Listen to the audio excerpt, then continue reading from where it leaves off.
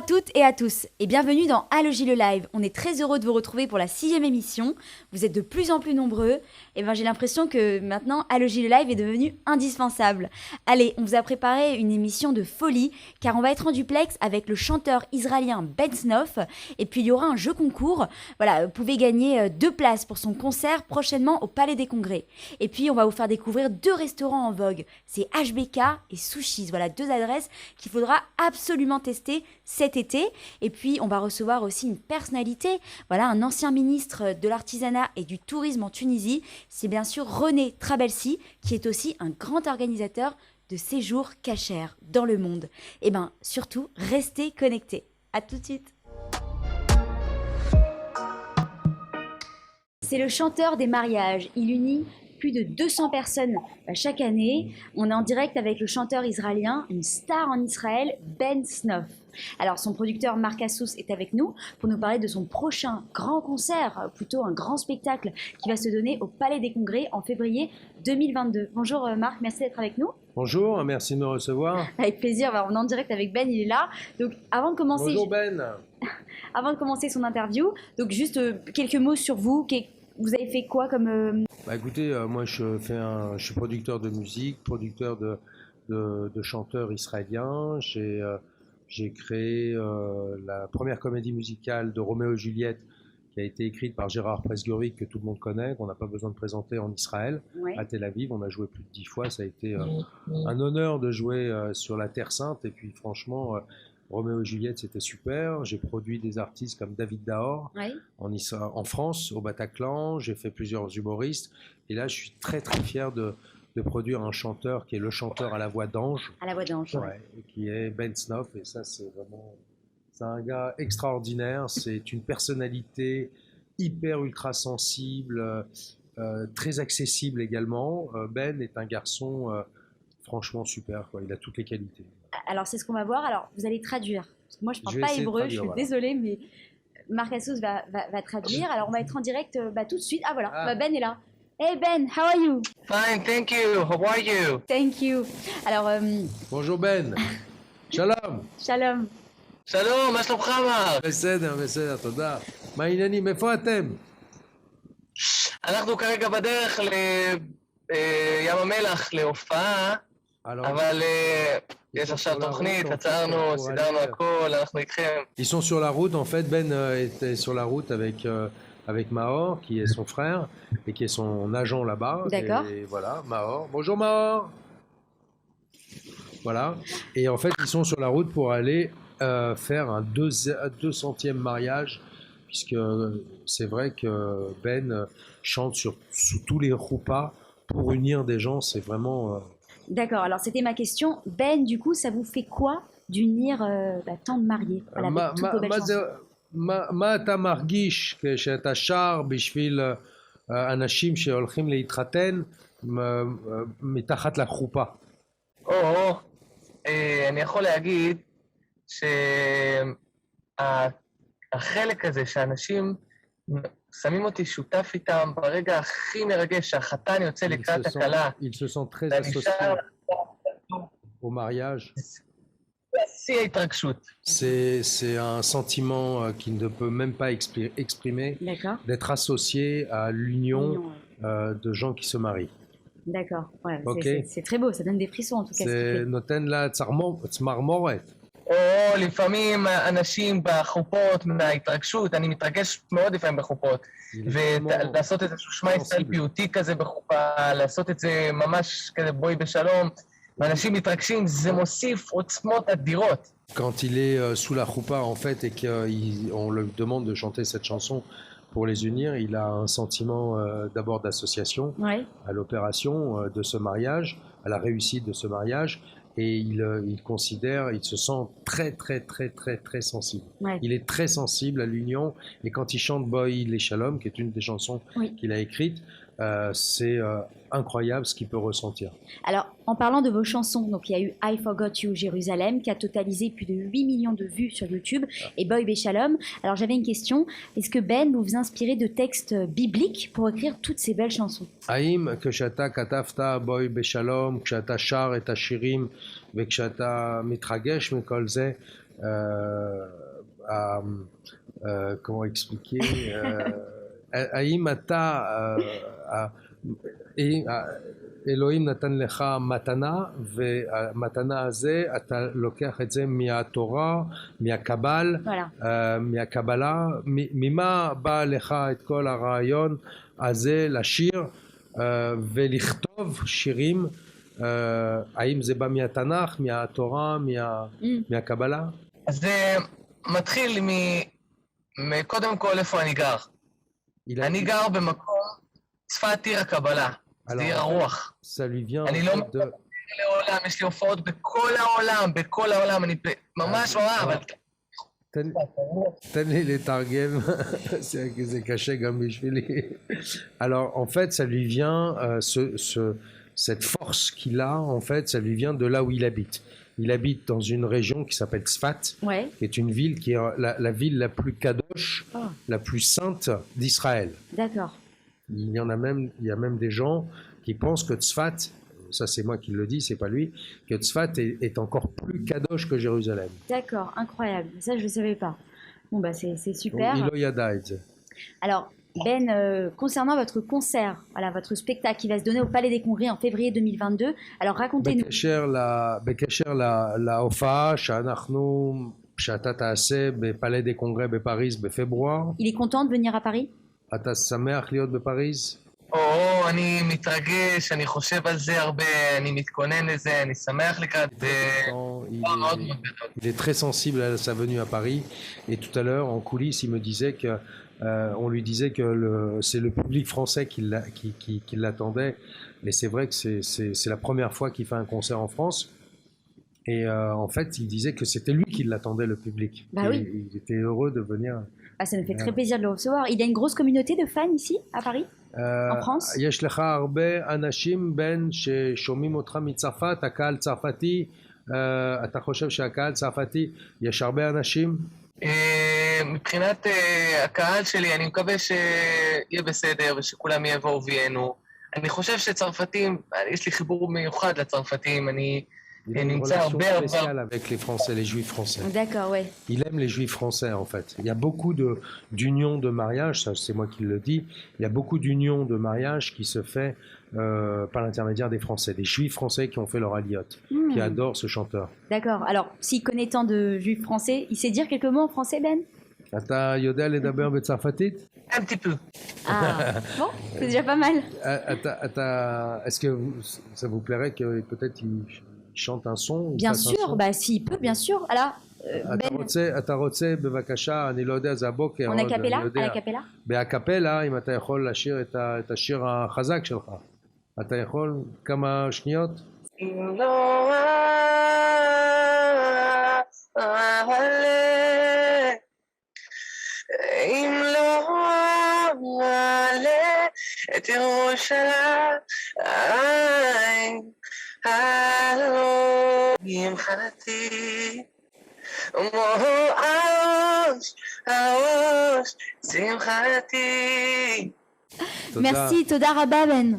Toda Rabba. Toda Rabba Ben. Merci beaucoup pour cette interview. Alors, la billetterie donc, est déjà ouverte. Oui, la billetterie est ouverte. On est sur le www.bensnov.com. Et sur le site des Palais des Congrès. Et sur le site du Palais des Congrès, www.palaisdescongrès-de-paris.com. D'accord. On met juste dans la barre de recherche Bensnov et on accède directement à la billetterie. La billetterie démarre à 30 €. D'accord. Et on arrive à 30, 40, 50, 60 €.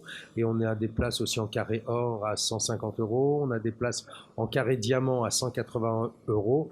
Et quand on prend des places en carré diamant, s'il y a des gens qui veulent, peuvent participer au cocktail après le spectacle pour venir et saluer Ben, boire une coupe de champagne. Bah super, ça va être un vrai show. Merci beaucoup Marc, voilà, pour nous avoir présenté donc Ben en direct. Et donc le concert de Bensnov au Palais des Congrès de Paris le jeudi 3 février 2022. Et surtout, bah, juste après, on va vous parler d'un jeu concours pour gagner des places. Et oui, on va vous faire kiffer, voilà, pour que vous puissiez écouter Ben en concert grâce à Allogy le Live. Merci beaucoup. Merci, merci à tous. Bonjour à toutes et à tous. Alors aujourd'hui, nous sommes très fiers de recevoir une personnalité. On vous donne un petit indice. Il a été ministre du Tourisme et de l'Artisanat en Tunisie. Et puis, c'est aussi un grand organisateur de séjours cachers. c'est bien sûr René Trabelsi. Bonjour René. Bonjour Roman. Alors merci d'être avec nous aujourd'hui chez Allogie le Live. Merci à vous et merci de l'accueil de toute l'équipe de Allogie. Avec plaisir. Alors, vous avez été quand même ministre, vous avez été le premier ministre juif dans le monde arabe. C'est quand même une situation assez exceptionnelle. Alors, est-ce que vous pouvez nous raconter comment ça s'est passé?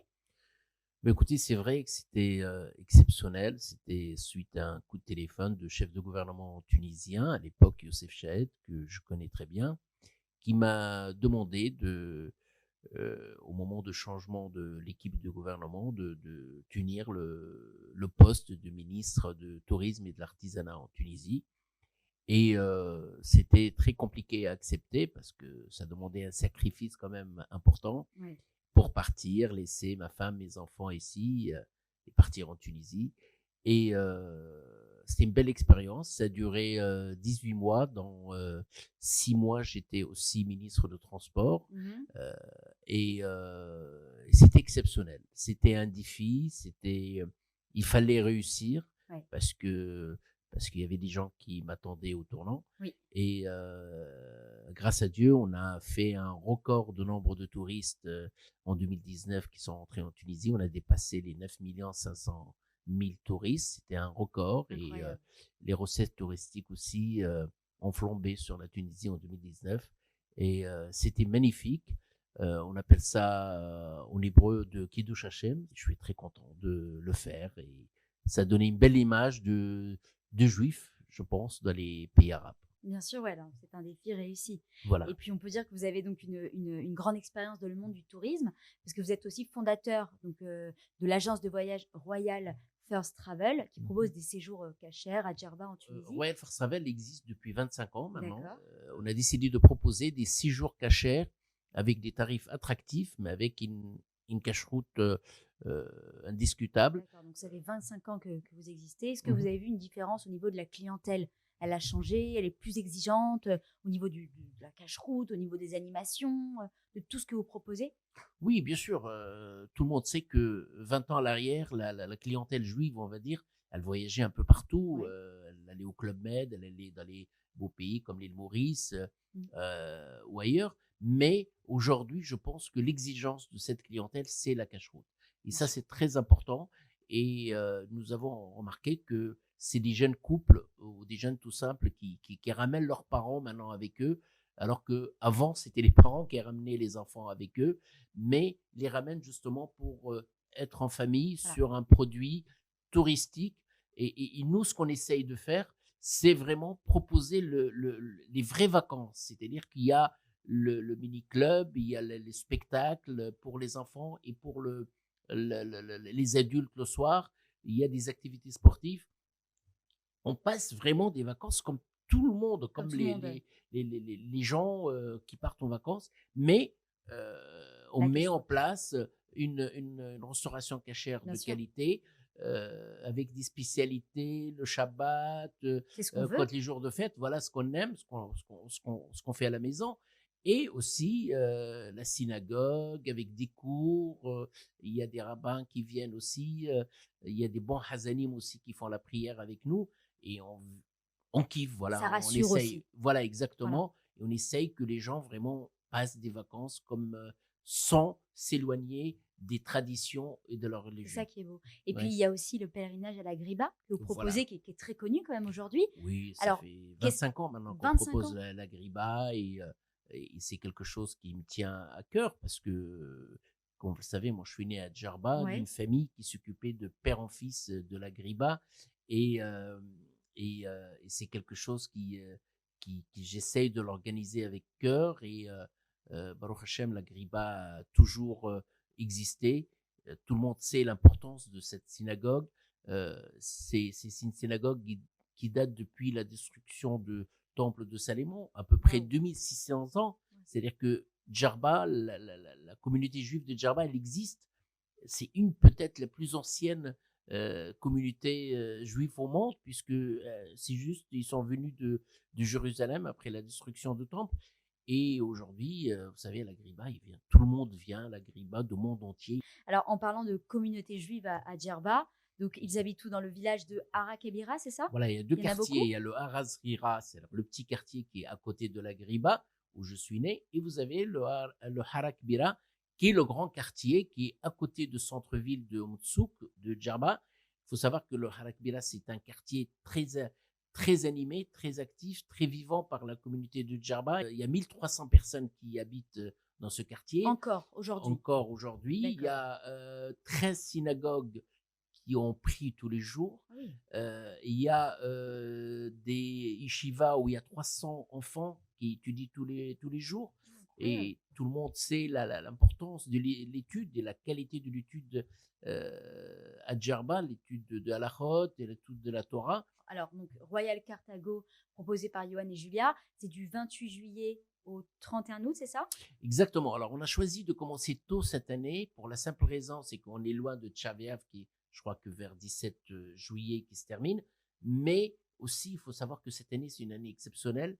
Les fêtes de Tishri commencent le 6 septembre au soir et l'entrée scolaire des écoles juives commence aussi très tôt. Alors, on a commencé très tôt pour permettre aux gens de rentrer mi-août, voire entre le 20 et 24 août maximum. Il faut savoir que nous, comme Royal Far Service, c'est un tour opérateur. Il affrète beaucoup d'avions sur la Tunisie. À Djerba, on a pratiquement des avions charters tous les jours. Vous avez toutes les infos pour partir cet été. Et bien sûr, donc les 3 restos du moment, à Paris, en France, que vous fréquentez. Bon, moi, je suis gourmand. Hein. Alors, moi, il y a des restaurants extraordinaires. Des fois, ils ne sont pas très connus, mais vraiment, on kiffe quand on va manger là-bas. Alors, il y a un restaurant qui est dans le 19e, chez Margot, qui est très bon, mais comme à la maison, presque. Et à part ça, il organise des anniversaires ou des Shabbats ou des Bar Mitzvah ou des Shabbat Hatan qu'ils font au restaurant. Et il y a chez Inoun, Sarcelles, tout le monde connaît. La bonne viande. Voilà. C'est un gerbien en plus. De la belle viande, des très très bons restaurants. Et il y a un restaurant à Paris que j'aime beaucoup chez Cavotte, je crois. Cavotte, bien sûr. Voilà, chez Cavotte, qui est très bon. Très bon. Très bel endroit. C'est autre chose, hein, c'est pas, mais c'est bien. C'est très bon, j'adore. Bon, vous avez de très bons goûts. Merci René d'être venu sur Allogie le live. Donc, chers internautes, vous savez tout sur le séjour du 28 juillet au 31 août pour profiter d'un merveilleux séjour à Djerba, donc avec Johan et Julia. Merci beaucoup, merci Roman pour votre invitation. Je voudrais remercier Allogie pour tout le travail qu'il fait et surtout pour les propositions qui aujourd'hui, c'est tellement facile de partir en cachère dans le monde grâce à Allogie qu'il a le catalogue des produits cachers et surtout sélectionné. Et il y a un très bon travail. Moi, j'ai remarqué les demandes de devis, des réservations, de renseignements qui viennent de la part d'Allogie et bravo à toute l'équipe. Tant mieux. Merci beaucoup.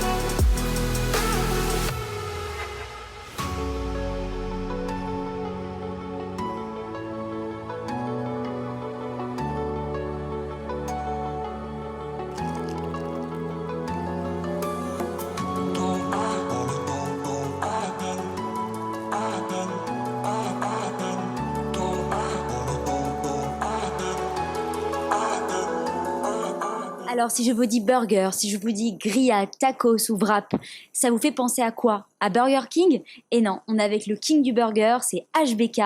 Et Rudy, donc l'un des directeurs, est avec nous. Merci Rudy d'être avec nous sur le plateau d'Alogie. Merci Roman, merci à vous de m'avoir invité. Avec plaisir. HBK, c'est quand même une grande enseigne qui existe depuis 2010. Alors, il Ouais. y a quand même une histoire derrière. Raconte-moi, Rudy. Bien sûr, alors en fait HBK a été fondé par Avi Ben Sadoun. Oui, C'est un Israélien donc, qui vivait en Israël à l'époque Ouais. et qui avait en franchise des burger bars. C'est une chaîne de restaurants de burgers en Israël. oui, Beaucoup de personnes connaissent cette chaîne. Et il a quitté Israël en 2008-2009. Il est arrivé en France en ayant l'idée de créer ce concept en France. D'accord. Il a ouvert son premier restaurant à Charenton et il a appelé donc HBK, House Burger Kosher. oui. Ça a pris très vite. C'est vrai que Charenton, c'est dans le Val-de-Marne, il y a une communauté vraiment importante. Donc il a développé celui de Charenton. Très rapidement, il a ouvert un deuxième à Créteil, autour du lac de Créteil. À Créteil, à l'époque, vers 2010-2012, c'était un petit Natania, il y avait vraiment un petit Tel Aviv, il y avait que des restaurants cachers autour du lac. Oui. Il a après ouvert un restaurant à Levallois. Et après, il a ouvert son restaurant à Boulevard Voltaire, dans le 11e. Ça fonctionnait très bien, mais à un moment donné, il a voulu s'ouvrir à la franchise. Et en 2016, je me suis rapproché de lui pour être franchisé. J'étais son premier franchisé. Et j'ai repris le restaurant de Charenton. J'ai repris derrière le restaurant de Créteil. Et je gère maintenant avec lui la communication des restaurants. Lui, il s'est développé aussi aux États-Unis, puisqu'il a ouvert des restaurants à Miami. C'est ce qu'on va voir après. C'est ce qu'on va voir après, c'est parfait. Donc il y a 2 restaurants actuellement à Miami. Et il y en a un troisième aussi, un concept assez sympa qui va ouvrir d'ici la fin de l'année ou début 2022. D'accord. Alors, Voilà. vous êtes installé partout, donc comme tu l'as dit. Alors, qu'est-ce qui fait la réussite de tes burgers, à ton avis? C'est qu'ils sont très bons. Tout simplement. Tout simplement, ils sont très bons. On travaille avec de la viande fraîche, on travaille avec du pain frais. On est livré tous les jours. De pain, des légumes, de viande, de volaille, les sauces également. On a des préparations en interne. Là, voilà, c'est Charenton. Là, c'est Charenton, d'accord. Ah bah voilà. Ah bah c'est toi. Paris 17e aussi. Paris 17e, rue Logier également. Il y a un grand restaurant HBK rue Logier. Mhm. Vous en avez aussi à Boulogne. Il y D'accord, en vous êtes a- partout. On est un peu Paris et partout. proche banlieue. Paris et proche banlieue, exactement. Alors, bon, il y a des burgers à la viande et le burger Ouais. vegan. Est-ce que ça vous tenterait chez HBK? Ça va venir. On espère même faire plus que du vegan, faire quelques produits Ilsi. Ah, Vraiment. intéressant. Ah Moi, ça ouais, m'intéresse. vraiment, je pense, justement, c'est pour ce genre de clientèle, on sait que les gens, peut-être, ont pas trop le choix le midi Ouais. de manger. Ils vont manger des burgers, des sushis, des pizzas. Mm. Et c'est vrai, bon, c'est pas très diététique. Donc, on est en train réellement de discuter avec un diététicien pour Élargir la carte. élargir le la menu. carte et faire une carte vraiment Ilsi, un truc avec pas ce genre de pain, Ouais. des pains plus légers avec une viande une viande végane, on Vegan, va dire. c'est compliqué, mais Voilà, bon. c'est vrai, voilà, c'est de la viande, ça a le goût de la viande, mais Bien c'est sûr. pas de la viande. Et aussi avec voilà des produits plus légers comme et des sauces également plus légères. Mais ça va venir normalement début 2022. D'accord. On devrait avoir 6 ou 7 produits Ilsi. Alors là, on est en train de voir donc ce qui se passe à Miami. Donc depuis 2010, 2 nouveaux restos ont ouvert à Ouais. Miami. Donc c'est Mhm. Avi qui s'en occupe. Et je vois que tu nous as ramené donc deux bons burgers. Ouais. Il y a quoi dedans exactement? Alors, je vous ai ramené ces burgers, c'est des burgers un petit peu atypiques. Ouais. C'est pas ce qu'on avait l'habitude de faire avant avec HBK. D'accord. C'est un burger qui s'appelle à gauche le crispy, enfin à gauche ou à droite le crispy burger. C'est un poulet avec une chapelure au cornflakes. Ouais. Et à côté, vous avez un burger revisité. C'est un steak qui est caramélisé. Dedans, vous avez du cheddar, des oignons caramélisés, de l'avocat et une sauce à base de mayonnaise, de miel, de moutarde, de jus de citron, bien dosé. Et ça donne un goût assez sympa. C'est les 2 tubes. En tout cas, ils sont très beaux. Ils sont très beaux. Ils sont très et- bons, on va vite les manger. Bah oui, il faut. Alors, retrouvez prochainement donc cette interview sur la chaîne d'Alogie le Live, Instagram, Facebook, YouTube. Nous sommes partout. Merci Rudy, à très vite. Merci beaucoup, Roman.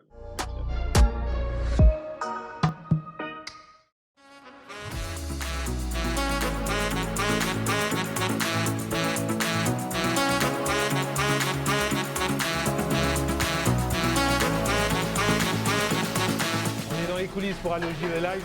exceptionnellement chez Sushis.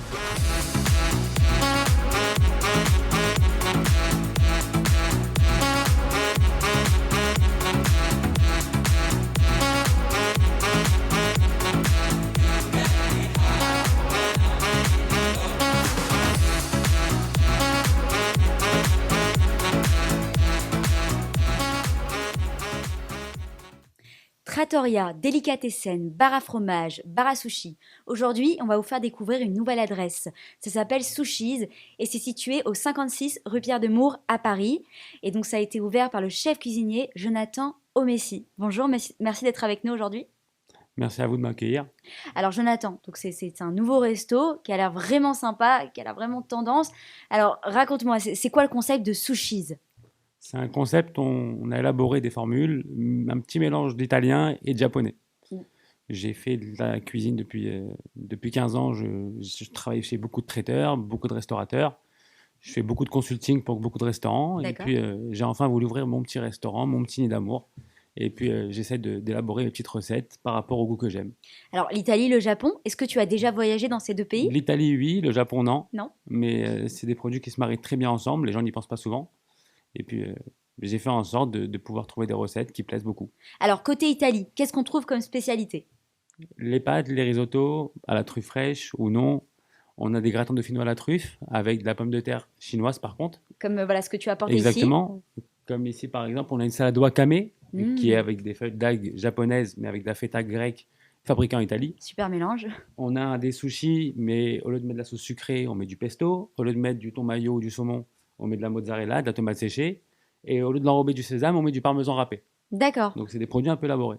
Et côté Italie, qu'est-ce qu'on trouve ? Côté Italie, c'est vraiment les risottos, les pâtes. On trouve de l'arancini, tout ce qui est fromage italien, la découpe, les olives d'Italie, fraîches. Donc, il y a plein de produits. Même la truffe, elle vient d'Italie toutes les semaines, fraîche. On a beaucoup de produits italiens. Eh ben, ça sent bon en tout cas hein, ici. Alors, en tant que chef, voilà, tu dois avoir une petite anecdote à nous raconter ? Anecdote, je ne sais pas si on peut appeler ça une anecdote, mais j'ai travaillé énormément chez beaucoup de traiteurs. D'ailleurs, j'ai travaillé c'est pour ça que beaucoup de gens me connaissent dans le milieu. D'accord. J'ai travaillé pendant 11 ans chez un très grand traiteur cachère. C'est là-bas que j'ai appris tout ce qui est organisation et mise en place. Et puis après, avec le temps, j'ai travaillé chez beaucoup d'autres traiteurs où ils m'ont appris le goût, l'organisation de produits un peu plus prestigieux. Et j'ai voulu arranger entre l'organisation et le goût, faire en sorte de faire ma petite cuisine. Tout est fait minute, devant les gens. Donc, il y a zéro cachette, zéro cuisine cachée. Tout est fait à la seconde. Même limite chez moi, on ne peut même pas avoir de carte. Je peux vous dire, asseyez-vous, je m'occupe de vous. Et Ouais. puis, les gens, généralement, ils sont contents. Donc voilà, c'est mon petit concept où c'est le cuisinier qui est lui-même le patron, donc qui C'est se super. tue pour son restaurant, qui se fait directement la cuisine qu'il aime pour faire plaisir à ses clients. Alors, j'ai vu que Sushis nous proposait aussi une épicerie. Qu'est-ce Oui. que tu proposes de bon ?